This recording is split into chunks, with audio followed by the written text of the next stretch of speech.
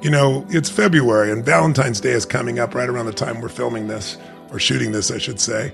And, there's chocolates everywhere and the idea of romance being promoted. And a lot of it feels false and saccharine, just artificial. It's not authentic. I think a lot of people are really jaded about what love is because they've had love and now they associate pain to love. And it's not pain the love is not the pain. It's the loss of love that people fear.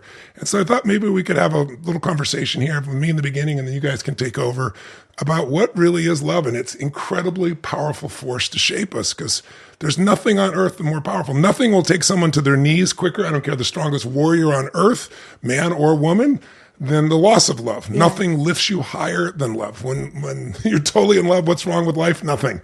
You don't have any money, you don't have any background, but you'll figure that stuff out because love is that fuel. And I think it's so important that for people to think about that it is how we're wired. Babies that aren't physically loved, that aren't held, don't have kinesthetic love, develop something called failure to thrive syndrome and they can die. Love is our evolutionary advantage. Many species are born and, the parents aren't there. It's an egg that hatches. And so the evolutionary advantage is they've got horns or they got teeth or they got camouflage.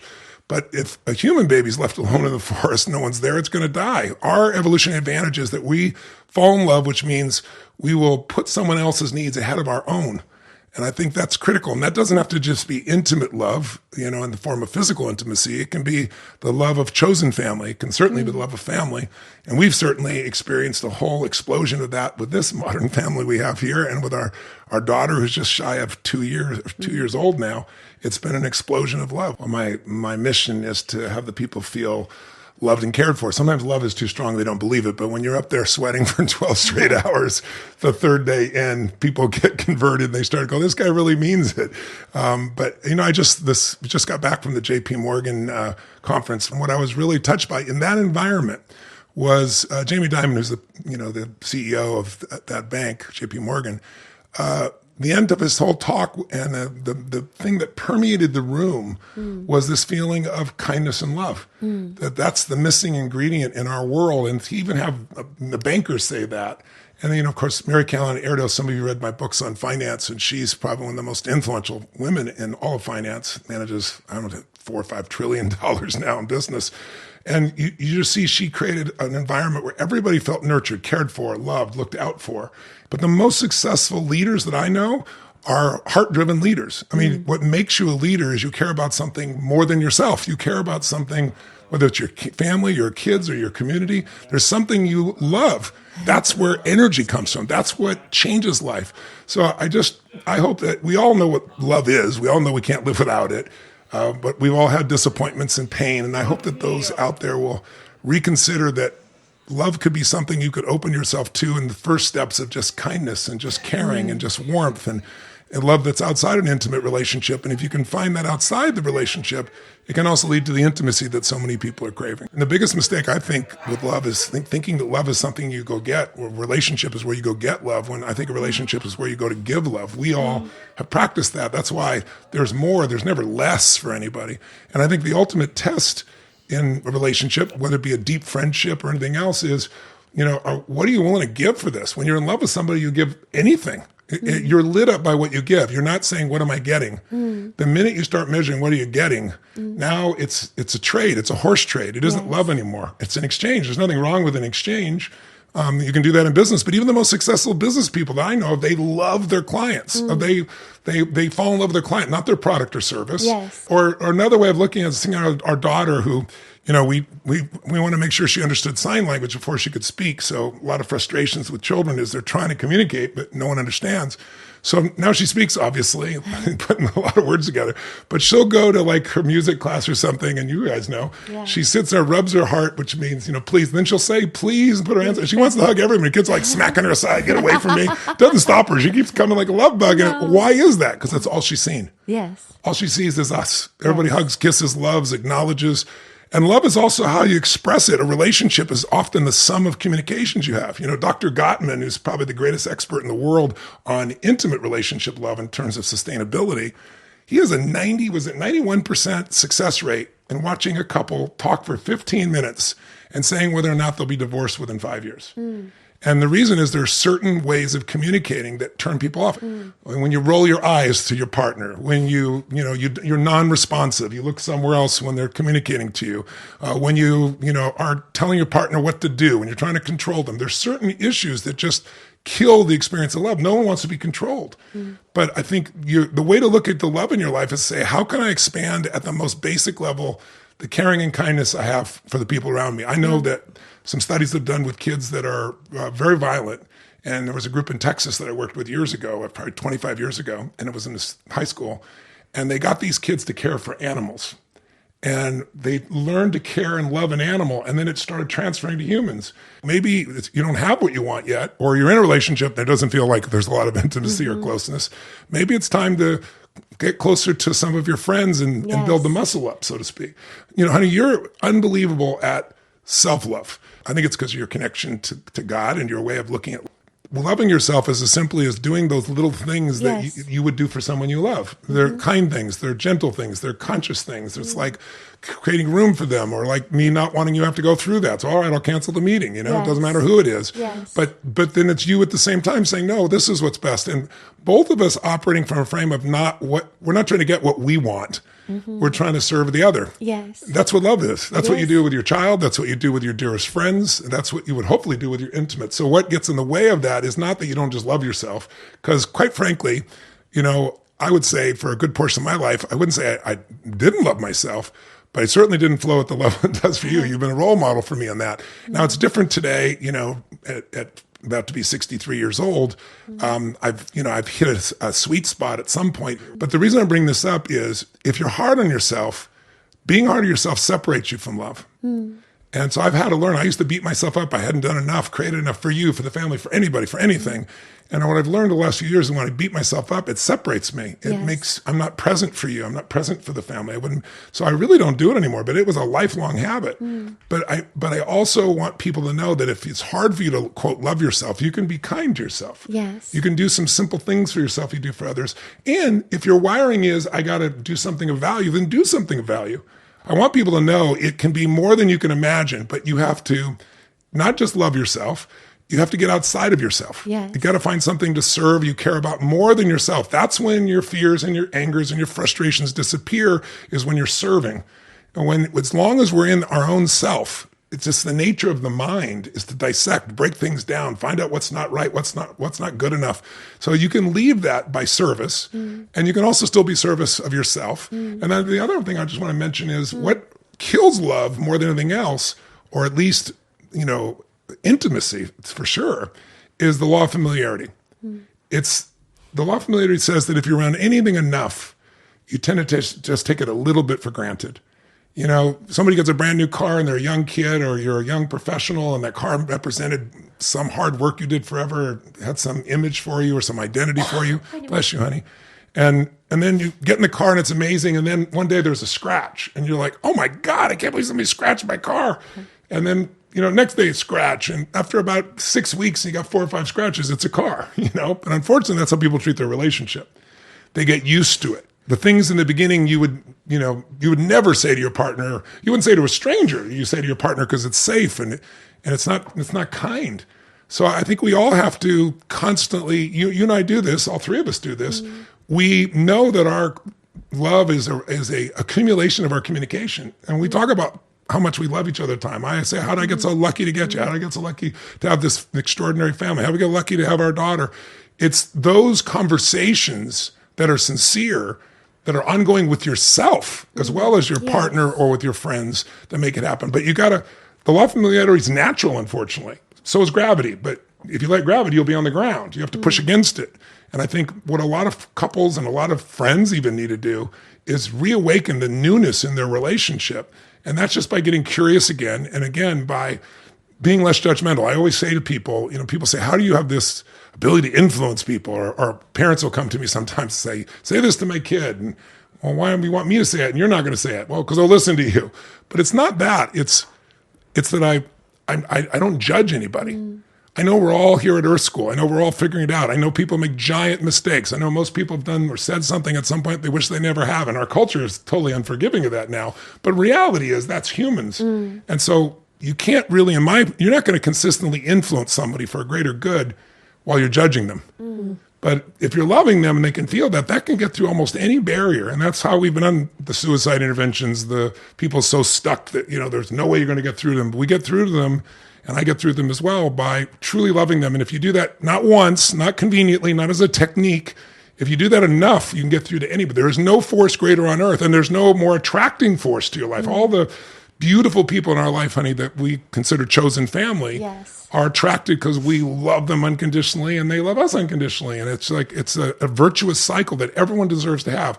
But it requires you getting out of the conditioning of trying to protect yourself. And it requires to be vulnerable. It requires you to give up the negativity that you have just because you're afraid of being disappointed. Yes. And the jadedness, as long as you keep that jadedness, it might look cool or act cool, but it's going to leave you empty. The energy of what she saw in front of her, she said, I feel a level of love here that I rarely see in my life. And she said, so I just want you to know, well, we can discuss all the details, but we're not going to wait. I'm going to tell you right now, you guys are clearly a family. All we're doing is making it official for you right now. It was quite a celebratory day. It was. But it's the experience of love that's unmistakable when it's authentic and real. When people think of lifestyle, they think of things. When lifestyle is all relationships. Yes. But as you said, it's not like, you have the money to do something. It's not that. It's thinking about how do we do it in a way that produces surprise or awe or feeling overwhelmingly appreciated or enjoyed. Or it's like I live to create those moments for our clients, for our friends, for our chosen family, for each other. And nothing gives you more joy. I mean, in life, what gives us the lasting joy, not the temporary energy of excitement. It's almost always something where you grew, where inside you faced something difficult, you grew. And then because you grew, there's an insight, there's a feeling, there's emotion, there's a greater strength, there's a greater capacity to care.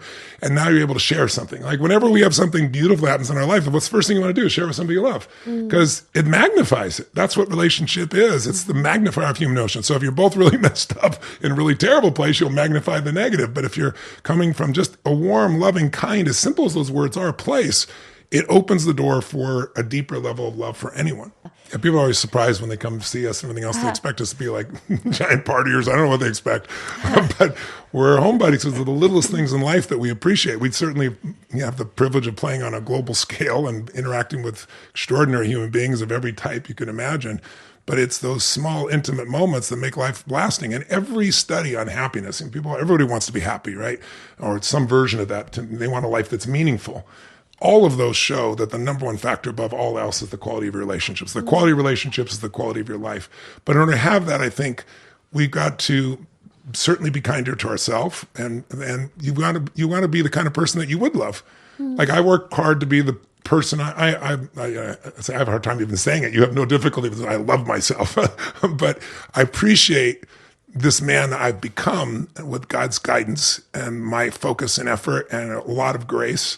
But it's, I can look at my life and I can be proud of who I am as a human, no matter what anybody else knows. I know inside the journey that I've gone on, the people I've gotten to serve, the conversations I've had, the experiences of transformation within myself and within my businesses and with my friends and family and strangers. And so the accumulation of all that, also for those of you who think you're difficult in yourself, I don't know, some of it may come with accumulation of years too. I don't know. It's not a guarantee. Accumulation of years doesn't guarantee happiness.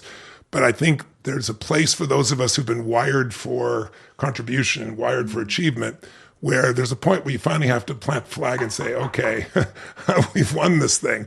But I think the real, I want to leave you guys here before I turn it over to you with just thinking about holding yourself to a standard. I think the best relationship is somebody that you want to be more for than you even for yourself. Yep. I don't think that's a bad thing. I think one of the beautiful things about human beings is that we'll do more for others we care about than we will for ourselves. I think that's the humanity in humans. That's the beauty and the best part of us. And so you got to be worthy of that. And one way to do that is kind of set a standard for yourself. It's like in life or in business. What you don't measure doesn't get better, right? If you're going to make a business happen, it's no management if there's no measurement. So one of the things that I measure is I ask myself consciously over the years, and now it's pretty much automatic for me, but what level of love is this? And so I look at love as like 4 dimensions. I look at it as the first dimension is like baby love. And when I say that, I don't mean the love that you have for your baby. I mean a person whose standards are the love of a baby. Because the babies, if I said, are babies loving? We all go yes, and especially with our daughter, we feel that completely. No question about it. She's right over there peering through the glass right now. I'm being so good. But the truth is they're only loving and happy when they're getting what they want. Right? That's because that's the stage of development. It's about me, as it should be at that stage of development. But some people are 50 and they're still doing baby love. They're angry if you don't give me everything I want. Those relationships, if they last, they don't last very long. They might last in years, but they don't last in love. Because nobody wants to be in a place where you're always trying to get something from me. As I said earlier, you want a place to give. The second level of love is you could say, where am I playing right now in my relationship or my friendship or in my business even with the people around me? Am I demanding love or demanding attention, demanding everything? That's baby love. Then there's horse trading. That would be level 2. Second dimension, 2-dimensional love. And that's where, okay, I'm doing all this for you. But even if I don't admit it to myself, there's conscious trading, like I'm doing this so that you'll get something. Yeah, give me something. And there's unconscious horse trading. That's the person who gives until one day they get so mad because someone isn't giving back. So they've always been horse trading. And horse trading is not love. Yes. It's a transaction, as I said earlier. And a transaction might be fine, but even in business, transactions don't create raving fans. But if you can be aware of it, you can get yourself out of it. Awareness by itself can start to break the pattern. So I'm bringing it forward to you. And then there's the third dimension of love, 3-dimensional love, which is truly unconditional love, which is you love because it's who you are. You love, the biggest mistake you see in relationships is some people think they're going to punish their partner because if they compliment them too much or they're too nice to them, they won't have control over them. I mean, again, control and love don't go together. But when you withhold love, the person you always hurt is yourself. So very often you said earlier about, expressing love. You might express love to this person, they never give it back to you, but it comes back all around you in the other places because it becomes who you are. Yes. And other people whose hearts are open or are beginning to open will respond to you. And then the fourth level of love is loving someone even who's hurting you. Now, that doesn't mean you stay in a relationship like that with someone who's hurting you, but it means that you don't let them harm you. You don't stay in the environment, but you don't hate them. We know the Dalai Lama quite well, and I've spent some wonderful time with him. And he's such a beautiful soul with his humor and his laughter and his kindness. But I mean, imagine someone taking your heritage, taking your country, and also trying to kill you. And he still prays for the soldiers, not like, oh, I'm so much better than they are.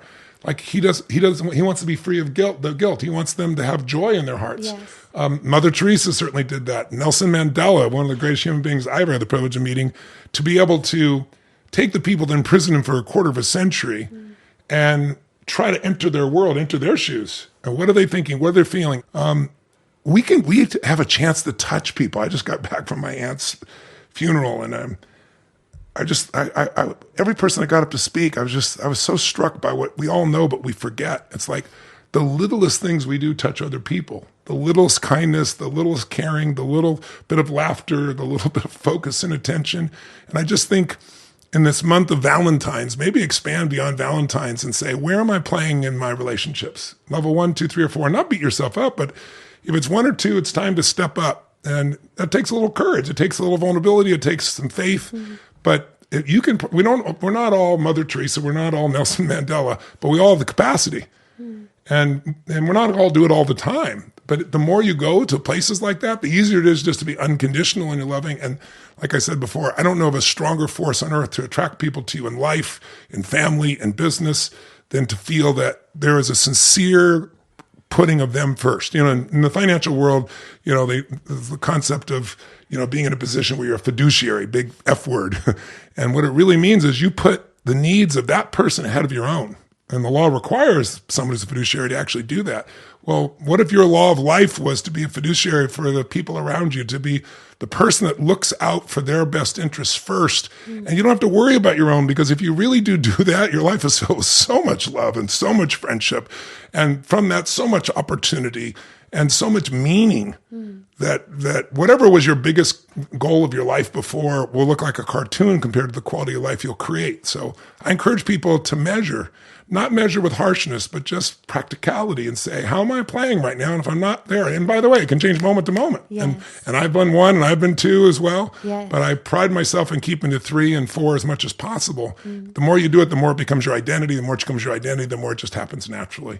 It's not hard. It's just some new habits, habits of kindness, habits of warmth, habits of putting yourself in the other person's shoes, and habits of honoring yourself as well in the process. The combination of that can be a revolution in somebody's life, in my experience. Most of you, if you're listening to this right now, are still listening and haven't turned us off and go, oh, this is a bunch of BS, syrupy stuff, then some part of your soul knows it to be true. So you don't have to make it a big deal. It's those little steps that start to link together into new habits. And then that shapes, it brings you back to your true character. I think the character we all have before we get conditioned by fear and pain and loss and disappointment and all the things that are just a part of the natural experience. And I'd just say also, it's like, what is love? The biggest way to have more love is to focus on what you appreciate and give up your expectations. I always say, you know, the fastest way to change your life is trade your expectations, you know, for your appreciation. And there's always some appreciation. When you do that, your whole world changes. And that's really the theme, I think, of what we're talking about.